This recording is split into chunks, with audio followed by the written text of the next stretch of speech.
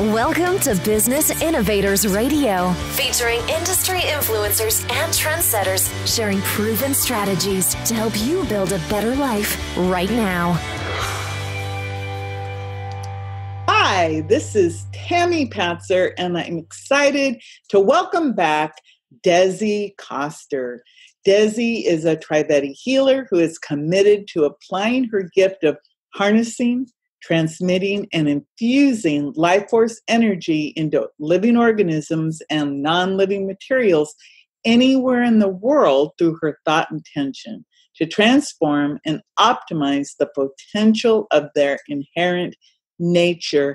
And I'm going to leave it at that for now because we really have an interesting topic today. And first of all, I wanted to ask everyone, have you ever failed?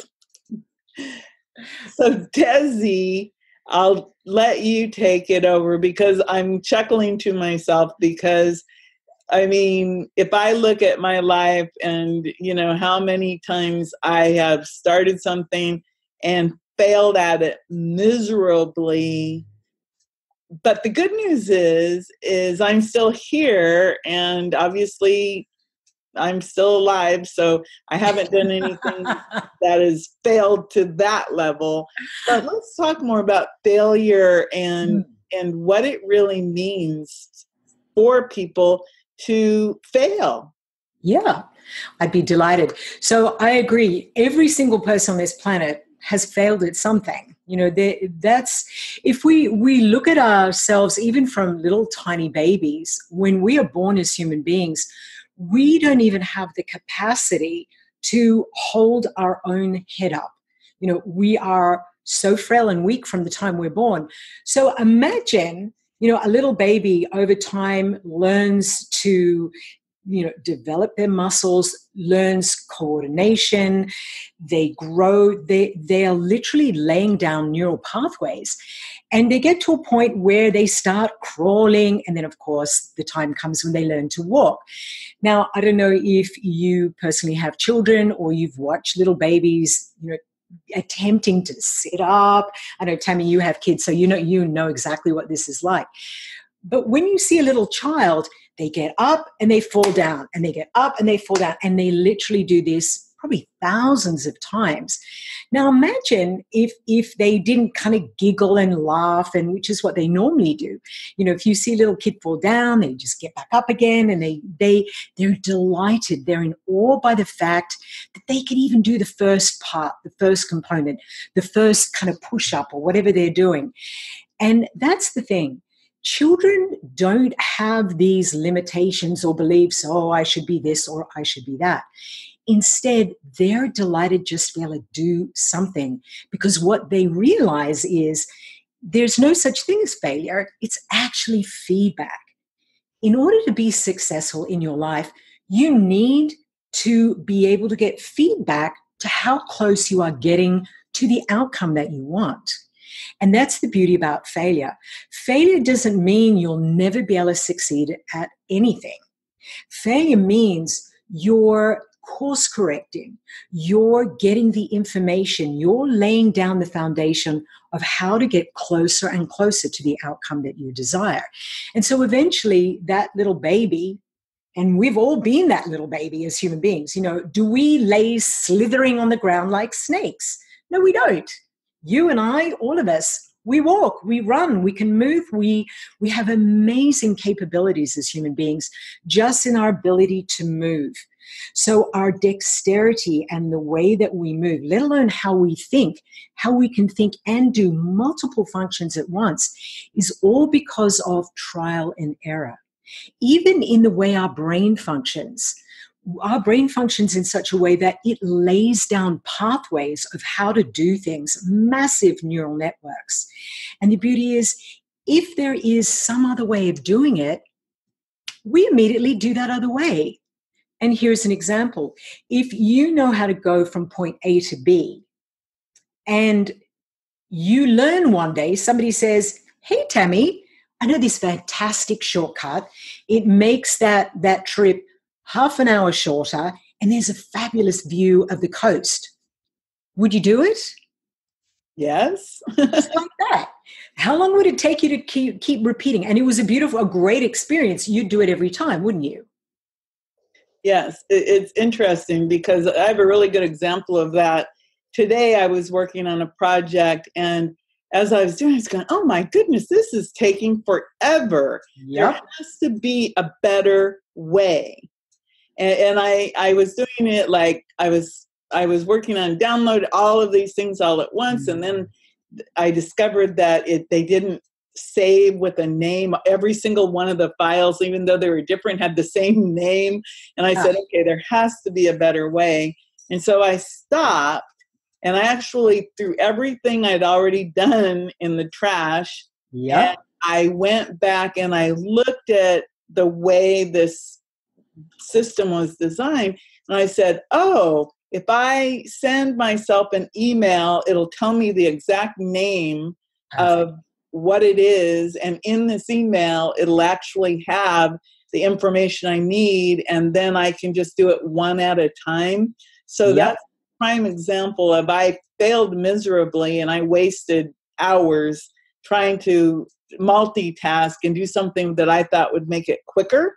But in the long run, the way that I was doing it, because it had all the same names, like 20 files all saying the same thing, that I would have to open up and read and figure out. So I just chucked it all, and then I said, okay, do it one at a time, send the email, get the title, and then go boom, boom, boom. And then it took me like a half an hour.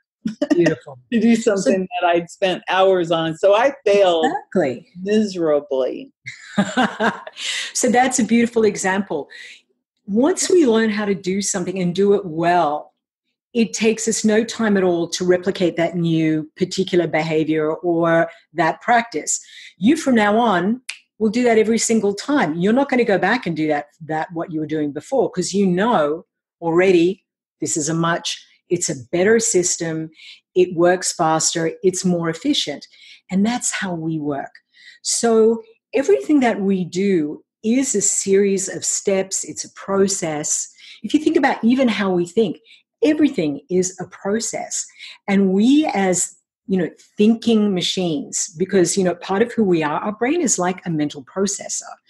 So we are this amazing machine that we can learn how to do things better, faster, more efficiently. So that's why, there really is no such thing as failure. And if you think of somebody like Thomas Edison had, they say, something like 10,000 different attempts at creating that filament, which is now the electric light bulb, or that component for the electric light bulb. Now imagine if after the first attempt or the 20th attempt or the 100th or the 1,000th attempt, he said, you know what, I'm over it. I'm not into that right now. And, he just said, that's it, threw it away. We'd all be sitting in the dark right now. So, so that's the thing. We often have an expectation about something should take a particular amount of time, or it should only follow a specific process, but it doesn't always work that way. So the beauty of what we can do as we are learning, as we're growing, what we are doing in our different processes and how we connect in our relationships, in business, even to do with our health, wellness, and fitness, all of those have these components within them. And then that's how we get better and better at doing what it is we want to do. And, here's another example. And this is in the blog that I wrote, which is, there is no failure, only feedback. If you look at an absolutely brilliant athlete, somebody like a Michael Jordan. Michael Jordan, when he was in high school, he didn't even make the basketball team.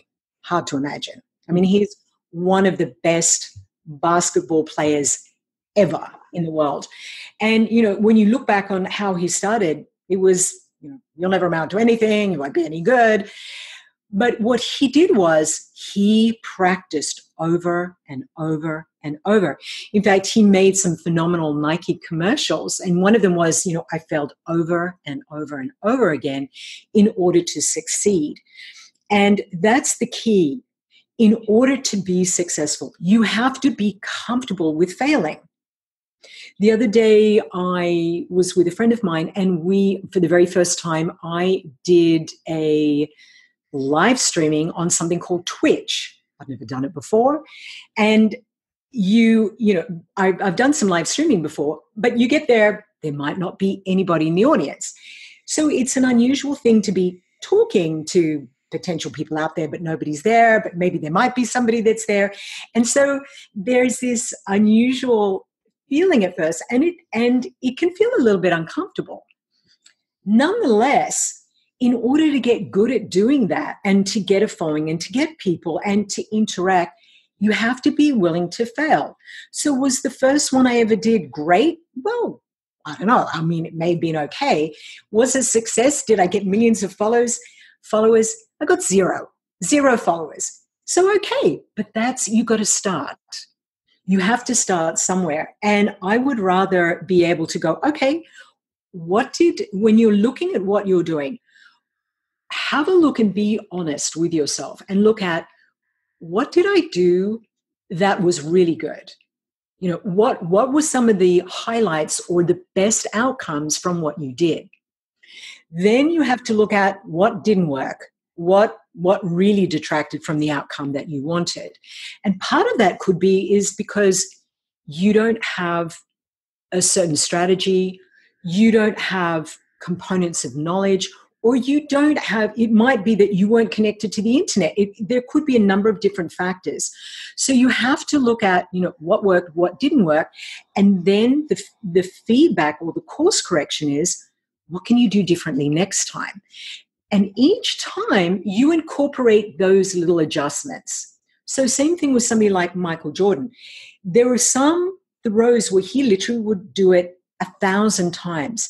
He would practice from right on the edge of the field and then throw the ball,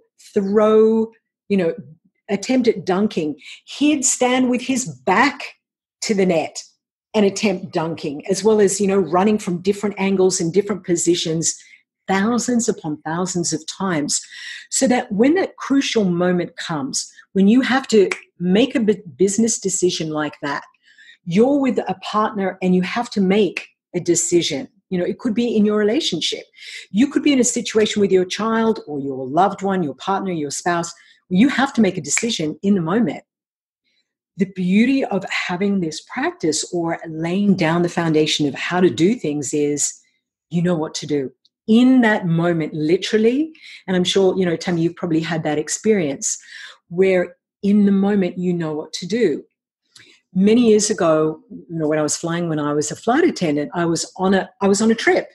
I was on a trip and I was on holiday. So I was dressed as a civilian, minding my own business. I announced, to the crew, hey, I'm crew, but I'm sitting in the back and I'm on holiday. So I'm there minding my own business. And the reason why I'm iterating that is because partway through the flight, I saw a flight attendant grab a little baby and run to the back of the galley, which was behind me. And I thought, that seemed odd. And literally, not even a minute later, I had the purser who was in charge of the economy cabin tap me on the shoulder and said, you, get up and do something. And I don't even know what I'm getting up to do. I run into the galley and there is this baby and she wasn't breathing.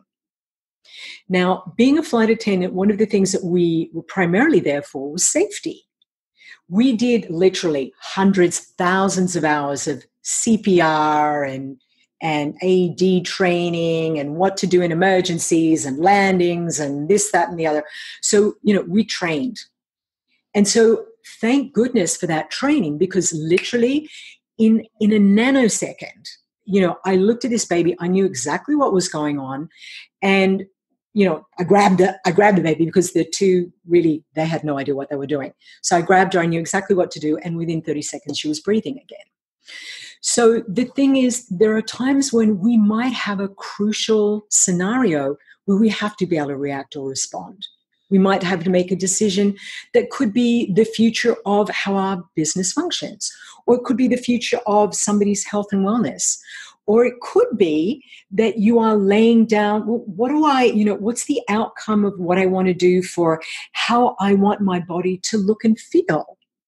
It could be a number of different things, but you have to be able to respond.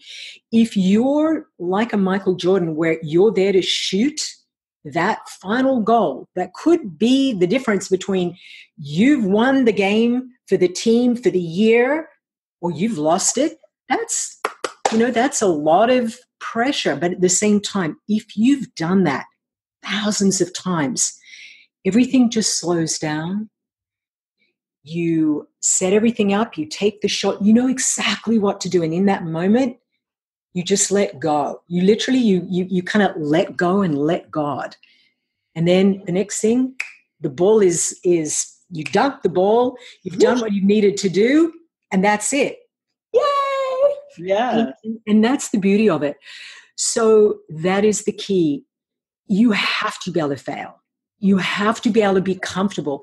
Even if you fall down, I would say most people have learned to ride a bike. Did you learn to ride a bike when you were a kid? Yeah, believe me, and my bicycle was too big and I fell down. One time I went, let's say I chose to go down a hill that was a little bit too big and I hit a clump of grass and I got pushed off the bike and I got hurt really bad. And it was mainly because I was too little for the bike.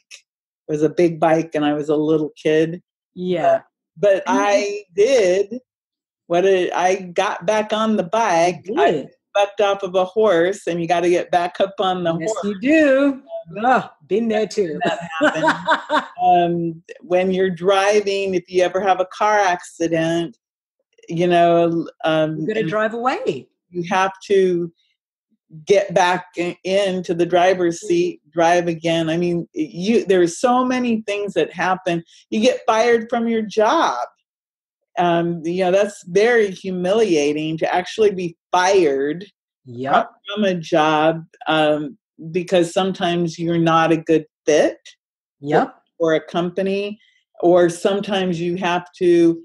One time I gave notice and they escorted me to the door. Oh, goodness. But failure, it's so interesting when we think about failure, especially in this business sense, and even relationships. I mean, think about all of the relationships you've had, and they laugh about it. They say, "Oh, you got to kiss a lot of frogs," but the thing about on that adventure to wherever you are, that will it take 10,000 tries? What if you gave up at 9,999? Exactly. It's just like my radio show, Women Innovators. Before I figured out how to make money with it, I had done more than 150 interviews.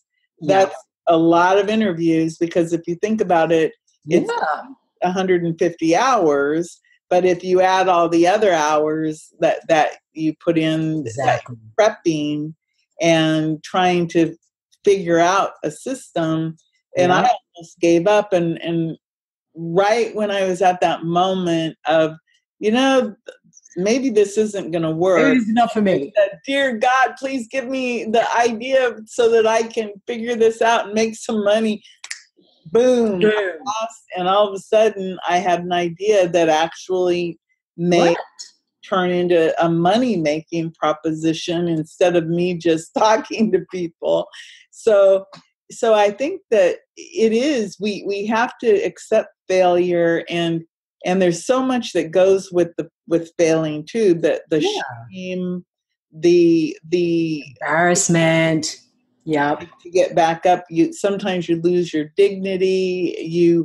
Sometimes losing your livelihood, and it can snowball into a lot of different issues. Yeah. But in the end, in all of the times when something bad has happened, to me, it was always like something bigger and better has always shown up that I could not have done if I had still been in that other situation. Yeah. So there's a lot of things in play. Yeah. And like you said, there are some times when our ego gets a little bit bruised or dented, our self-confidence, self-esteem, it's like, it takes a bit of a hit. the thing to realize is, even if that happens, or you might even be a little afraid, like you said, when you've had a car accident or something like that, it shakes you up physically, no question. Nonetheless, when you realize that, okay, this has happened, you have to take a point where you just take that first step. You have to be able to take that first step, regardless of how uncomfortable it is, because that's part of life. Life continually is about change. Everything in nature around us is about change. You look at every single thing. We literally have cells in our body that change literally in a matter of hours or in a matter of days or months. So we in and of ourselves are constantly changing. And that's really important to realize, that change is part of life. Failure is part of life. It's part of that success. And when you look at it from the point of view, oh, I'm one step closer. I might have been fired from this job, but you know what? Like you said, I wasn't the right fit. One of the worst things that anybody can do, if you're the CEO of a company or you're the employee, if you're not a good fit, no matter what you do, it's never going to work, and it's going to drag the whole team down. Yes. But when you've got the best people working for you, people that really love what they're doing, that really give 110%, then the whole team works as a cohesive unit. And that's the thing to realize. You would want that for yourself. Same thing, as in relationships. If you're thinking about, you might be going out with somebody and they're not the right fit. Often I see in relationships, people, one person's like a round peg, one person's a square peg, and they are literally, it's like, I'll make it fit. What's the point? There's no point in trying to make a round peg fit into a square hole, or a square peg fit into a round hole. It's not going to fit. The thing is to be able to let go and, and realize, you know what? This was great feedback to me and for me to see what works. What are the things that I love? What are the great things that I can get from relationships, about being in relationships? And then how can I apply that to the next relationship? And again, when you always apply what works, and then also things that don't work, let them go. Push them to the side. They're not for you. When you get good at doing that, that really makes a big difference. That's a game changer, what I've seen, both with myself and also working with clients. And you probably found the same thing with you. Yes. Well, I think that you're absolutely right, that there is no real failure. There's only feedback. So tell me, Desi, more about how you work with your clients. Sure. So one of the things that I do, is always, when I first start working with clients, what's really important is to get an understanding of what's going on for them, because, everybody's going through different things. Some people have health issues. Some people have issues within their relationships. It might be, within their family, or it could even be business relationships. It might be getting their confidence back because they're re-entering the marketplace. They're re-entering business, or they want to start a new business, and it might be a little bit, it may have been a while since they started. Sometimes my clients can be a little bit jaded. They've failed. They've had some experiences that have not been too comfortable. So the key here for me is, just listening. Okay, what's going on? What do they really need? And then the next thing is having them just be able to speak about what's going on, so that they know that they're actually being heard, and whatever's going on, there's no judgment going on. They feel like they're held, which is really important. Then the beauty of the energy transmissions of the blessings is that this is a divine gift, and it's like being reconnected or connected to the internet. If you think of, and we've chatted about this before, often when we are experiencing difficulties or failures, challenges, obstacles, that, it feels like we're doing this. We feel like we're struggling. We're hitting a wall and we can't seem to get through it. We feel like we're stuck. So the wonderful thing with this energy is it allows us to connect to this massive divine, the internet, if you will, the creator, the authority that created us, so that we have that connection. And then that allows us to function at an optimal level, a higher level. Again, it's a little bit like if you're stuck at ground zero, if you're stuck at the ground, you may not be able to see opportunities or see things from a higher perspective. And that's part of the reason why we get stuck. But when we get more optimized, or when we have this energy underneath us, it's a little bit like getting wind under our wings.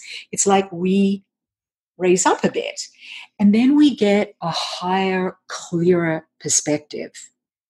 We're able to relax more. There's less anxiety. There's less fear of the future. There's less worry and stress, because that's part of what it does as well. It helps to just separate us or remove that level of stress, that layer of anxiety. Then we have greater clarity. We're able to focus better. And then when we have that, then we can get a better perspective, a better lay of the land. And we can see those opportunities, because, when we're stressed, when we're struggling, we're a little bit like this. We have blinders on. We can't see. But as soon as you take that away, it's like we have this almost, 360-degree view of what's going on. And then it's like, oh, wait a minute. There's an opportunity. I didn't see that. Oh, wait a minute. Here's a process I didn't realize I could have done that's going to make this faster, more efficient, just like with you, with the emailing that information to yourself. So all of a sudden we have greater clarity and we're able to see things. We find that our quality of sleep is better. We just overall have our level of health is better. And that in and of itself is huge too, because when we feel better, when we have less worry and struggle, just our quality of life overall is much better. We have less inflammation in our body. We have greater immunity.